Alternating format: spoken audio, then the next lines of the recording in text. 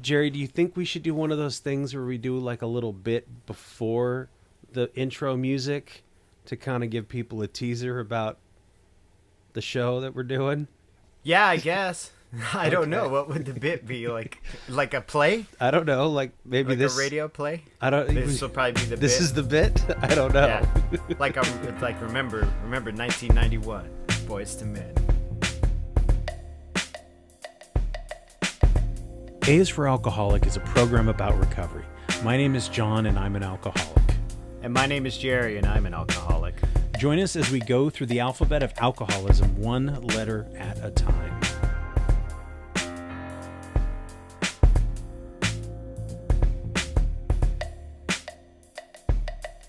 You haven't heard from us in a couple of weeks. Yeah. Things have happened, and we have been incapacitated, down and out. Jerry survived the great Snowmageddon. Snowpocalypse? Snowpocalypse, yes. Yeah. And so you didn't have any power for 5 days. You were with friends and... Yeah. So I had no ability to record a podcast. No. And that's, I mean, and I was sick there for a couple of days. You can probably still hear it. So we released another episode that we did on our Patreon that was a playlist, a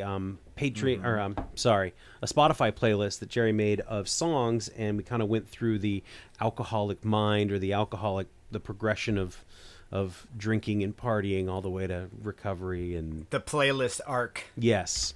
So that was up.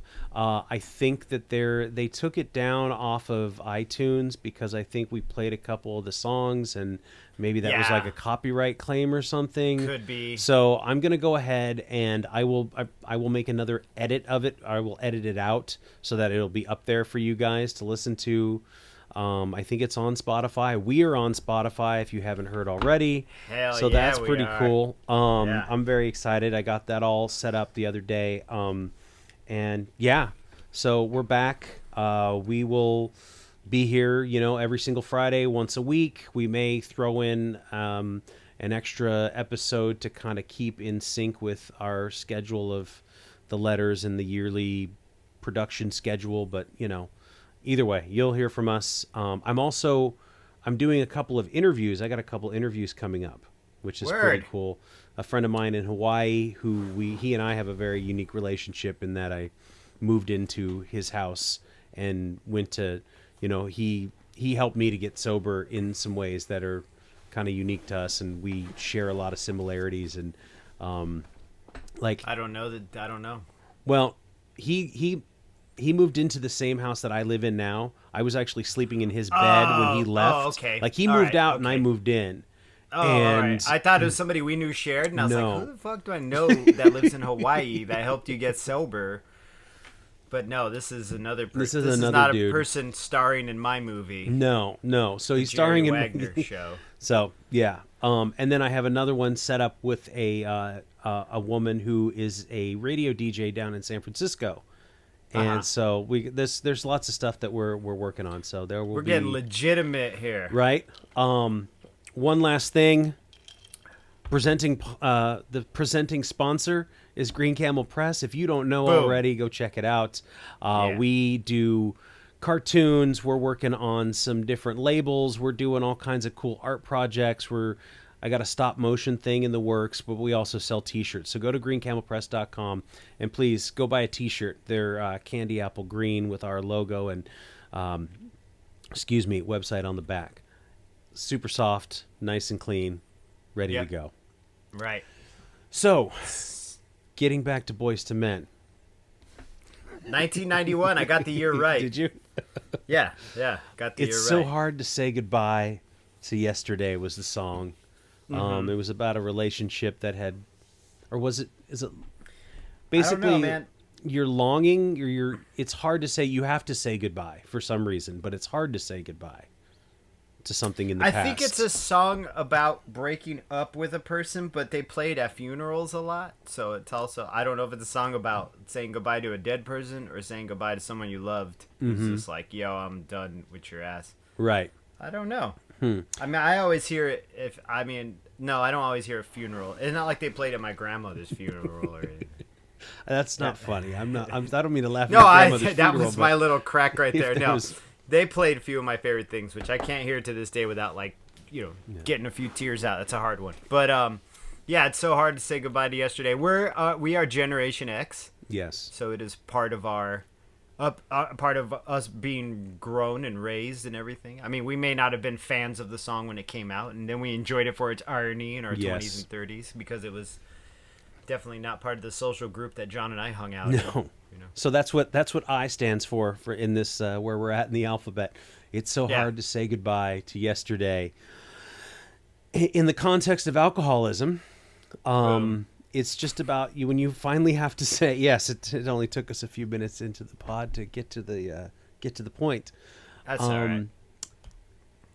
It's we about got all day. Yes, it's about saying goodbye. You have to say goodbye. When you think about having this relationship with something that has been such a core part of your, at least for me, it was a core part of not only my daily routines and habits, but it became a part of my personality. It's how I identified as a drunk. I mean, certainly as a bartender as well, as a fun party guy, at least for the beginning of the night. Everybody knew they could come around for a good time until it just got too uncomfortable, weird, loud, sad, inconsolable, or whatever. And that there's that sort of moment everybody, I think, well, I don't know if everybody has, but I know that you and I both had that moment of saying, like, this shit has got to stop. Yeah. I can't do this anymore. Right. And you start to realize that it's just not working for you. It doesn't even help you maintain, let alone give you any sort of high or reward. It goes from something that's like exciting and fun to this almost, I guess it's kind of like being in shackles, where it's like if you don't take it, if you don't drink it, if you don't imbibe, you can't even feel normal. You hear that a lot when people will say, "Man, I just need to get a drink. I just need to feel a little bit normal today." Right. Mm-hmm. And so, what does that mean? What did it feel like before? What does it feel like now? When you come in and maybe you're kind of shaky and feeling a little agitated, and what are the words they always use? Irritable, restless, and discontent. Discontent, yeah. And then you get that whiskey and Coke, and you're just like, oh, now I'm okay. Now I'm in my escape pod. And that idea that when you quit, that ceases to exist. That ceases to even, there's no joy in it anymore. It becomes hell. Right. Or a job you just punch into that's the worst job you've ever had in your fucking life. Is that how you felt? It was just clocking in? It literally, yeah. I mean, it was hell. It absolutely was, but I was just punching in every night. Or sometimes punching out, I had to go to work early. Sometimes I had to work a double. Mm-hmm. But to me, it felt like a chore that I had to do to feel like a normal person, to feel like I could function. Mm-hmm. Yeah. Yeah, I there were many times. I don't know if you were a morning drinker near the end. Not often. No. Near the end, but only to cope with the hangover. But you definitely had rules as far as when you could start and stuff like that. Right. I did. Mm-hmm. But in those early times, I just remember or the very end, right? Right before and right after I quit, like at the very end, I didn't want to do it anymore, and I hated it, and I couldn't help it. And it was this seriously abusive relationship that I was in with this substance, right? Mm-hmm. Yeah. And you can't, I couldn't get out of it. It sounds so cliche, but it was an abusive relationship. I had an abusive partner who, and again, this is not to blame the alcohol, because it is, of course, my relationship with myself and other things, and this inert substance that I can't handle. Right. So I'm not blaming alcohol as being the toxic thing necessarily, but my relationship with it. And it has to stop and it has to change. And how do you break up with alcohol? It's a good question. I think some people, It's a great question. like, how do you finally just say no? And it gets to that point where we've used the word unmanageable, and it's just absolutely unmanageable. You can't do it. Sometimes it takes jail. Sometimes it takes car crashes or relationships, with other people being destroyed to get to a point of, I have to quit and I have to say goodbye. And you go, well, but I feel I need it and I can't live without it. And I love it. I'm obsessed with it. What in the first few days and weeks, like, what was your relationship with alcohol after you quit, after you finally said, like, that 4th of July and you were like, no? How did you feel around it? Did you dump everything down the drain? And, like, no. Did you have to, like, avoid the liquor section of the grocery store? No, that wasn't until later. Okay. No, it really wasn't. In the first few weeks, like, I was in shock. Like, I think I've said it before in the podcast, I felt like in Saving Private Ryan, when they blow up a mine and everything's ringing and everybody's yelling, but you can't hear anything. It was like shock at first. It was really weird because I don't know, man. I had to drop everything I knew and try to do something new, and but I was also in so much physical and mental shock from it that it just wasn't. There was no big grand dramatic gesture where I poured everything out and said I am done. I just, like, literally was defeated, and I was like, I'm done. Like, this is it. We went to that 4th of July barbecue. They were all drinking. They were all drinking whiskey. They were all drinking Jim Beam. They offered it to me multiple times, and I said, if I can make it through this first day, not even this first day, if I can make it through this barbecue, then tonight when I go home I can drink. And so then I made it through the barbecue, and I, like, spent this time with my wife and daughter, and the whole time I was like, I'll go home and drink tonight, and then I got home and I was like, if I can make it through this night, then maybe I can drink tomorrow. Like, though I didn't take it seriously in the beginning. It wasn't this grand, like, edict or this grand rule I made where I was like, I am done. I decree it from the kitchen floor, I was just like, I'm done for right now, and we'll see what happens, and then, like, another day passed, and I, like, literally white knuckled that shit, to use the language of, our 12-step program. I, like, white knuckled those first few weeks. Like, I just hung on for dear life, and I was like, I am done for right now. I remember calling my dad and being like, I'm gonna quit for a little while, and then he was the one who kind of put the bug in my brain, like, well, maybe you should go into a room, maybe you should get yourself to a meeting. You can't just white knuckle it. That's the first time I heard white knuckling. I had, like, 14 days at that point, but that's me, though. Everybody's different, right? Did you go No, I on his went. Well, I command ended or up his going suggestion? I did not on his suggestion, because it was always in the back of my mind, and I was like, well, I don't know if I'm feeling better, because I don't feel better. I just feel different now, but I know I would feel better if I stopped. I know my wife won't leave me. I don't think she'll leave me if I stop. Like, all bets are off on that shit. But I thought, well, maybe, I got sober so my wife would stay, and just, enough was enough, though. That was my big wake up call. Like, how the fuck am I gonna get married and then get you know what I mean? Like, end it all. Like, I never wanted to get married in the first place. It was never my intention to enter a lifelong relationship, or at least sit there and vow to everyone that I was going to enter a lifelong relationship. And then I did it. And then I was like, well, I got to try to hold it together for this, I guess. And then it turned into I must. And then it's like, I am, like, it's weird. Yeah, but no, man, I got sober with a liquor cabinet right behind me, full. My brother-in-law worked at the liquor store. He had all the good bourbons, man. He had, like, all the fucking Rip Van Winkles and shit. You know what I'm talking about? The good stuff. All the good. Pappy Van Winkle, he had a bottle of Rip Van Winkle, too, though, which was, like, 30 years. I think Pappy is, like, 20 and Rip was 30. Yeah, and, man, he had all that. He had, like, all the different Blantons with the fucking little pewter horses on top. I mean, he had all the bottles, so it spelled out Blanton and shit. I mean, he had all that shit I like to drink, dude. And it just sat back there. It was a specter.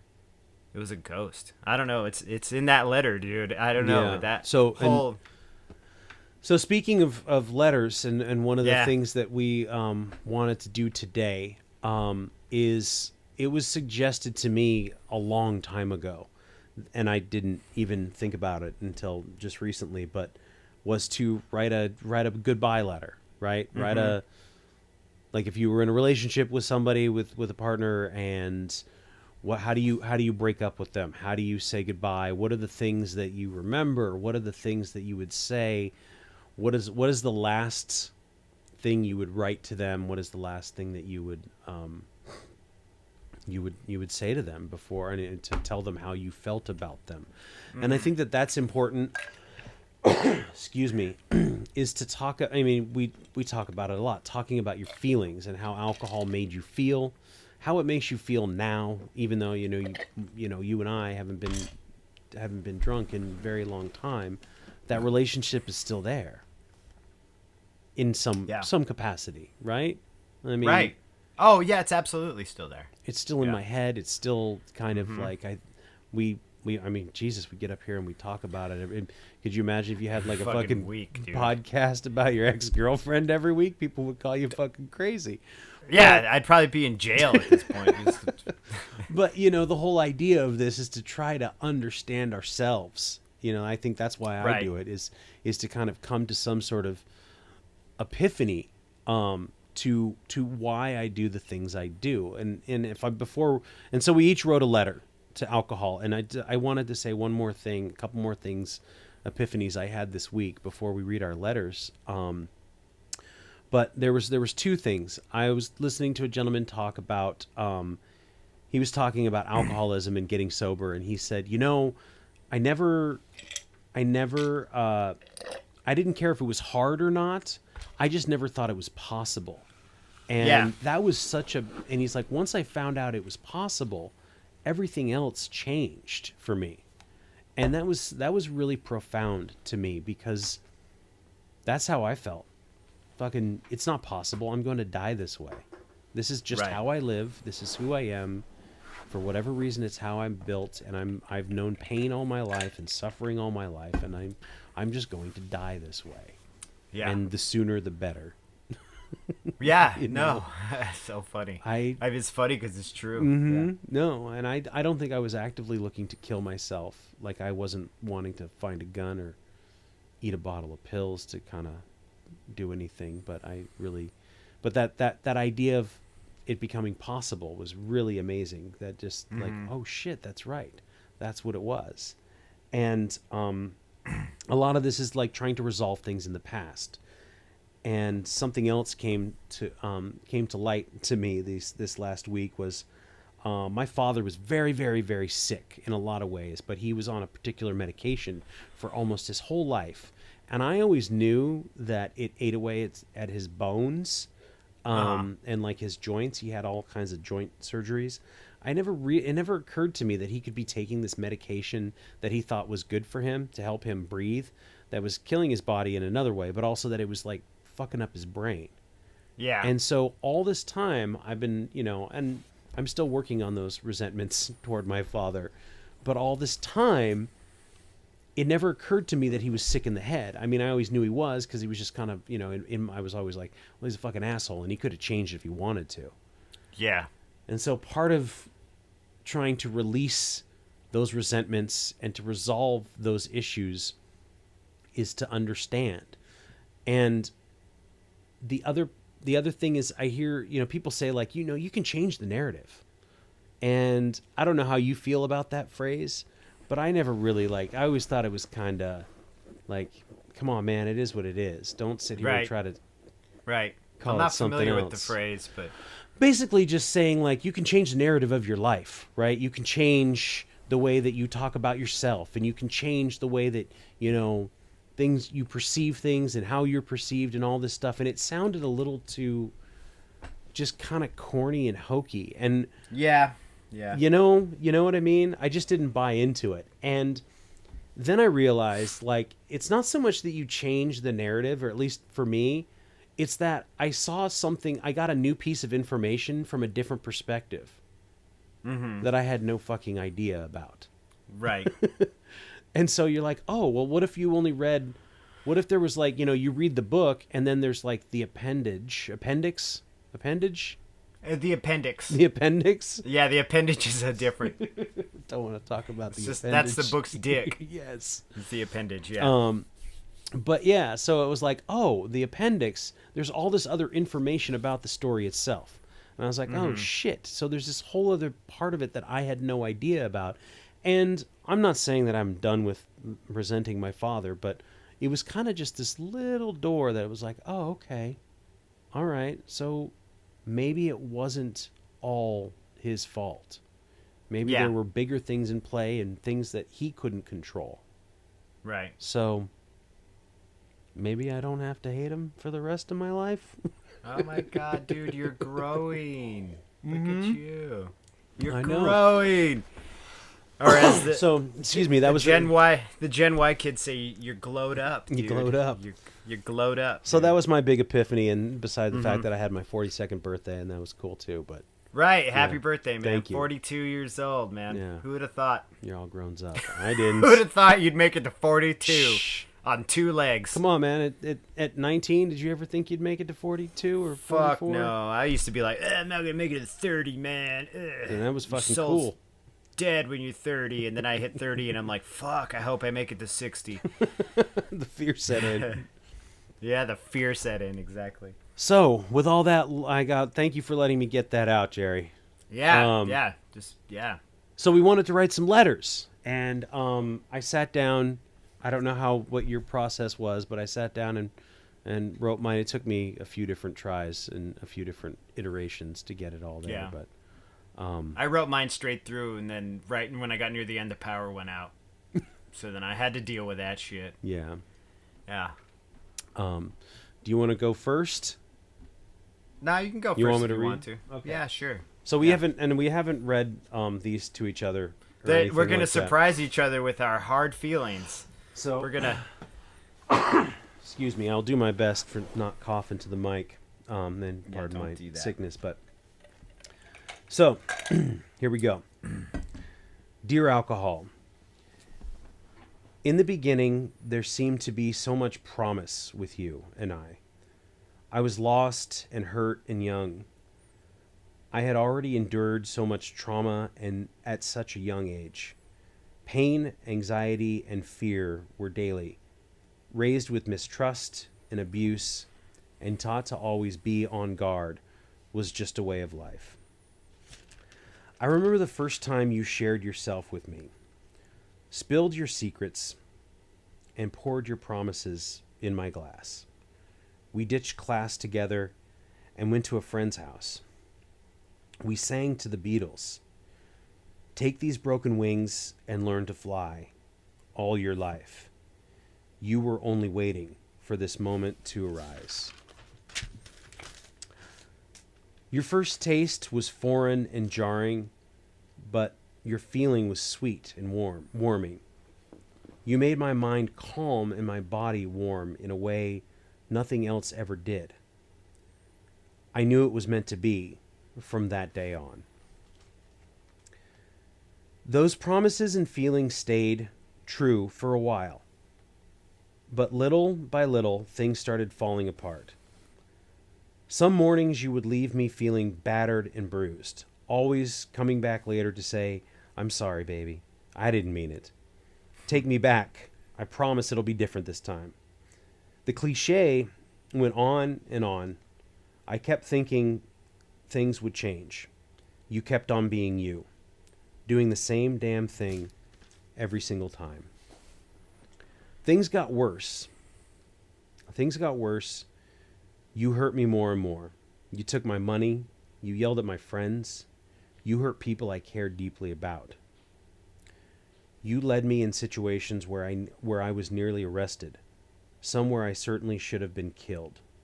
And still with the, I'm sorry, babies, it'll be different this times, which turned into, you need me.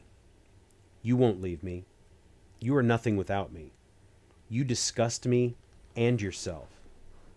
I'm the only thing that will make you feel better. And that was true for a while too. Or at least I believed it. And on it went. For so many years. Broken promises, failed attempts to make it work. So many people were hurt by our toxic relationship. So much wasted time and money. spent chasing a dream, a high, an ideal state of being that with you was never going to exist. Ever. I tried to make room for you in my life, but you wanted every part of it. All my mornings spent cursing you, and in sickening physical, mental, and emotional pain. All my nights in foggy vagaries of distraction, leading to numbness, and always ending in darkness, both literal and figurative. The level of destruction overshadows the few good and memorable times we had. And there were some, and I will cherish those memories. But times have changed. I have changed. 3 years on since we last spoke, that last night after our last fling, I was unsure if it was our final kiss, but I knew that I couldn't trust you ever again. And that in fact it was me, not you, truly. You were always the same, never changing. I heard what I wanted to hear and lied to myself time and time again. In the first months after our breakup, I still wanted you back, thought about you constantly, had vivid dreams about you. It was so hard to let go. We had been together for decades. But it wasn't hard to remember how much I hated myself when I was with you. In the years since we split, I have discovered other things that have made me happy. Helping others, connection and relationships based on selflessness, exercise, eating better, creating art. All things you used to tell me we didn't need long as we were together. More lies. Now when I think about you, the moments of missing are overshadowed by the lessons learned, memories of the pain and loss and hurt I caused and endured because of you. So today I stand in truth, in experience, and in knowledge I have gained by letting you go and say emphatically goodbye. Signed, John Staley.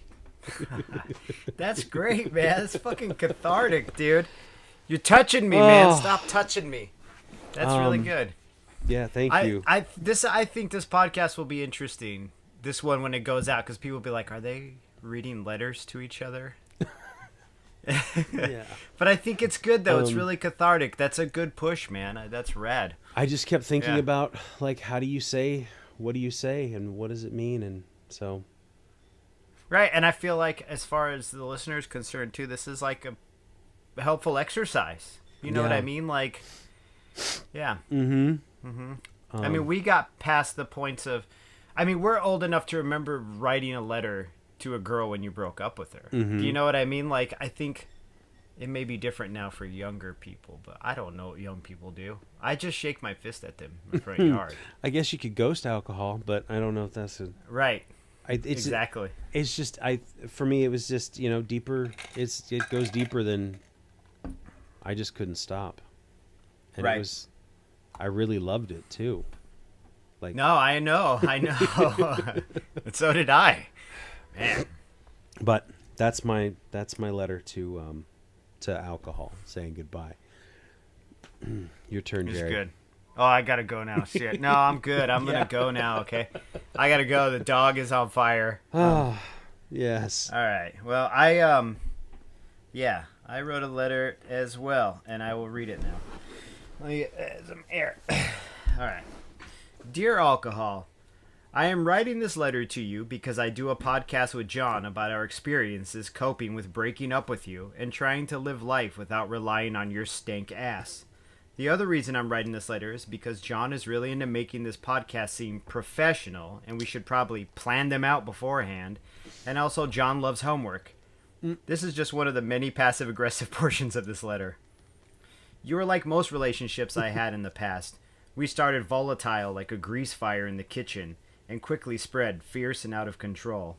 Once it started going badly, I knew it in the very core of me, but chose to deny the obvious. It was like 10 elephants in the room having a full-on orgy, and I acted like it was a typical Wednesday. I would trudge through it completely miserable and in pain, but it was routine and ritual. This is who I am, and this is what I do. This defines me and shapes me. But, unlike every relationship I've had, I ghosted you. I cut off contact and Caspered my way out this bitch, and I haven't reached out for you since. But true to form, I obsessed over you and came up with countless scenarios in which we could work it out. Maybe something bad would happen, and I could turn to you, and we could move back into that coffin we shared. That'd be fucking rad. Insert dripping Gen X sarcasm here. I came to the conclusion, one of many, just like the passive-aggressive parts of this letter, that pursuing any relationship with you would be actively seeking my own death. I also concluded that although you were around for and caused many of my hardships, you were only a catalyst and not the true root of my disease. I believe this infirmity has existed in me before I met you. You just amplified the symptoms, you crazy little minx you. And just like a physical debility, you must be treated in order for me to regain health. So I sought a remedy. I found my remedy in church basements around other people who dumped you. People who got used up, chewed, and spit out by you. We drink rough coffee, we tell stories about you, and we laugh. We share the turbulent parts of our lives with you, and we cope. Shit, I cope, because you're always there, lingering around like a vampire, expecting an invitation in. The fucking wild part is that you're an element of me. You live in me, and I hate that. I fucking resent that. But you're there, so I have to accept it or be damned. Damned to be walking wounded and back in my disease without taking a drink, and fuck that shit, man.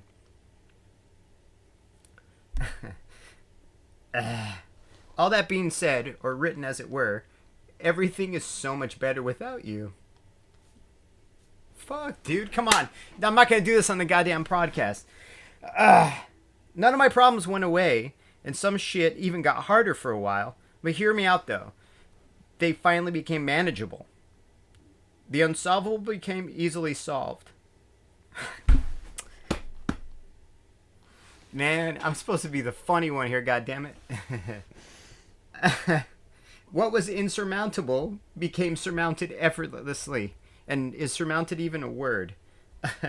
Contentment was achievable. My sense of entitlement had started to dissipate, and gratitude has become a genuine feeling. And not some bullshit I would just say in the rooms to other drunks to make it seem like I had it together.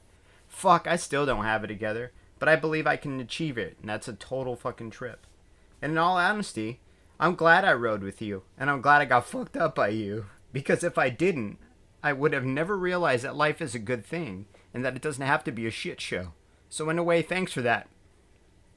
I owe you my gratitude. Now, if you could kindly fuck off into this good night, that would be great. Love, Jerry. Wow. Dude, I don't even get all emotional and shit. Wow, Damn. that was great. Yeah, thanks. I'm This thinking... is going to be that one podcast where we're like, damn, dude, well, at least I have lost my veneer for a minute there, but that's all right. You'll get it back. We'll polish it up for next week. Someone to just go punch it out in the backyard. This is why I don't really share at meetings a lot, dude, because I break down halfway through the damn share. It's hard. But you pick out a scab, it's going to bleed a little. So yeah. I like the part you say where I was wishing for bad things to happen. Dude. And I just like that one struck me like, well, you know, like you'd say, like, what if somebody close to me died? Like, you're like, what if my mom died? Could I drink then? What if what if everything was taken from me? When could I drink? Right. You know, like, when do I get to go back? When do I get to go back? And to have that, like, that, it's like a meat hook in your heart. It's so weird, dude. That's why you said, oh, you can't ghost it, and it made me laugh, because I absolutely, in the beginning, cut it out. Yeah. But then over time, when the, like you asked about the shock, when the shock went away, it, like, that's when it started coming back again. You know, because I was like, okay, all the emergency is done, the turbulence is gone now, like, and then you start thinking about what it really is, you know, and it's a motherfucker, right? I mean, it's enough of a motherfucker that you and I do a podcast. I mean, we got a joke about it, but we do this podcast every week where we meet up If there's power, I meet up, you know? And it's like just this thing that we started doing for ourselves, that we just started recording. Because I still feel like part of it is for me, you know? The selfish part of me is like, this is for me just as much as it's for anybody else. Yeah. But the fact that, like, I can sit here with 4 years and some change and still read that, and it hurts my heart to think of that shit, like, that's crazy, dude. Like, that, I didn't even feel that shit coming out. I was like, I'm going to read this and be funny and do my Jerry thing. But the fact that it, like, hurt, I was like, God damn, dude. It's still there. Mm-hmm. Fucking vampire. It's not, it's not gone. This whole podcast, for those of you listening, started out as Jerry and I just needing a reason to meet up and talk to each other once a week about this. And I think originally it was because nobody else, no, I don't want to say nobody else, but there was no one else necessarily in my life, and there was nobody else necessarily in Jerry's life who just wanted to sit down and talk about fucking sobriety for an hour. You know what I mean? Nobody did. Not even my wife after a while would be like, damn, dude, do you ever stop? So, you know, those that kind, and not that anyone in our lives is unsympathetic, but it's just this thing that we like to talk about, and it started out as just reading and talking, and now we record it, and hopefully somebody out there hears, gets something out of it. Yeah, absolutely. No, what I was gonna say was, and I was thinking about this, right, is that I read a lot online, and people talk about, like, you know, going into the rooms or going to meetings, and this is not a podcast promoting meetings in any way, but they talk about the community of recovery, and a lot of it, the cynical person always says, well, it's just a bunch of people sitting in a room crying about being drunk and reminiscing and feeling sad and feeling sorry for themselves and shit. But I feel that, like, it's the opposite, you know, because I don't feel sorry for myself anymore. And fucking crying in a room full of sober people, the only difference between that and a bar is that nobody's drunk, because you're just sitting in the fucking bar crying, or you're sitting in your car crying, or you're sitting in your backyard crying. In your bed. Yeah, dude. Yeah. Yeah. You're just crying about how unfair life is, you know, when you're drunk. And when you're sober, you're crying about how hard it was, or how hard it still is, and how you have to do the work. I just... hard work. It's just this last week, man. I don't know what it was. It was the perfect, you know, birthday, and hearing these things and coming to these sort of epiphanies that, like, it's not just people sitting around listening and crying and nah, there's something else there. But so I was like the laziest, fucking stubbornest, saddest sack of alcoholic fucking bean dip, you know, sack of bean dip there ever was. And, like, if I can sit here today and be like, Jesus, did I really just have, like, a growth moment, and I was able to actually kind of be aware about it? Like, I think anybody can do it, man. And you know, whatever that takes. I mean, I know we're very Jerry and I are very open to any aspect of sobriety, however you get there. If you know, whatever your system is. I talked to a friend of ours just recently, actually called me on my birthday, and I had said, hey man, how's it going? You still doing program, whatever? And he was like, you know, I haven't been lately, and I said, I'm not trying to hassle you about anything. And he's like, you know, I'll do it when it feels right. And I'm like, but you're still not drinking? He's like, no man, I'm not, I'm done with that. And I was like, then okay, then cool. That is the only thing I wanted to hear that makes me fucking happy, that you're not back in it. So so I don't really give a shit, like, how you get there, or if you know, if you're interested, there's plenty of ways to do it, and there's lots of different ways. And I don't know. We just found it helpful, and it's part of our reality, so we discuss it, you know. But like I said, we always have to emphasize it. It's not a promotion. The most helpful thing for me has always been, above everything, above the dogma and the literature and all that, is just having another person help me out. You know, it's like, dude, if I'm stuck on a fucking video game, I text my brother and I'm like, I can't do this. You know what I'm saying? Like, why would not a huge life decision be the same, you know? And so I approach it very, like, like kind of like that person you talked to on the phone. I'm like, I do it when I need it, and I use it when I need it, and I try to help other people by saying, hey, this worked for me. If it doesn't work for you, at least hit me up and let me know what's going on, because I'll help you out, at least as far as being an ear. Like, I'll listen. I'll text you. You don't have to come sit in the church basement when you drink that rough-ass coffee. I will say, there is one thing that you can do anywhere, and that's writing it down. Yeah, that helps a lot, too. I have found it to be so helpful in my daily life. I have my what I call my I was almost going to say my PM Dawn notebooks, but they're my PMW. Speaking of early '90s, Dawn, dude. yeah. Instead of drifting to memory bliss, man, dude. That was the track for a minute. Well, that beat was dope. I didn't like his raps, but the beat was dope. Yeah. Anyway, but PMW is prayer, meditation, and writing, and so that's what I do in my books and my notebooks, and I found it to be like extraordinarily helpful to just write whatever. And some days there's nothing interesting in there, I promise you, but other days I'm like, I get it out, and Jerry's right. I do give homework, and he loves homework. Even when he was drinking, he loved homework. Ask anybody who worked for him at the bar; they're like, "Fuck, John." Really? But I didn't mind because I didn't work for him, so I was like, yeah, whatever. So, and one of the reasons I love to have you when I say like, hey, I've got this idea, is because I think you're great. Because my idea of saying goodbye to alcohol is not at all what yours is, and so I read mine, and I wrote this, and it feels right to me, and then to hear yours, and I'm like, oh shit, I never even thought about that, and that's the whole point of talking about it, I think, is that exactly, getting again that more perspective, that getting the full story of it, because we don't do it alone. I can't do it alone. If I was alone, I would be drinking again. Absolutely, so would I.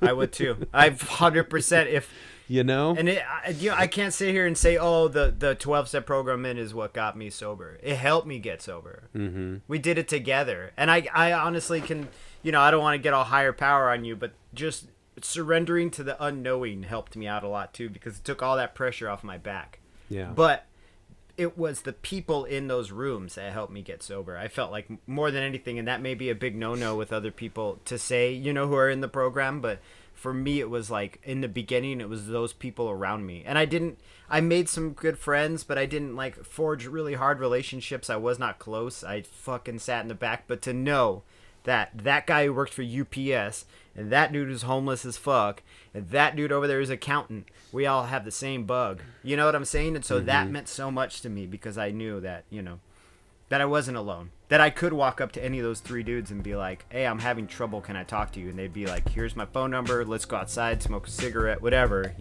Get a cup of coffee, go sit in my car. Get a cup of coffee, go sit in my car. Yeah, you don't got to take your pants off in there. It's all right, buddy. Right.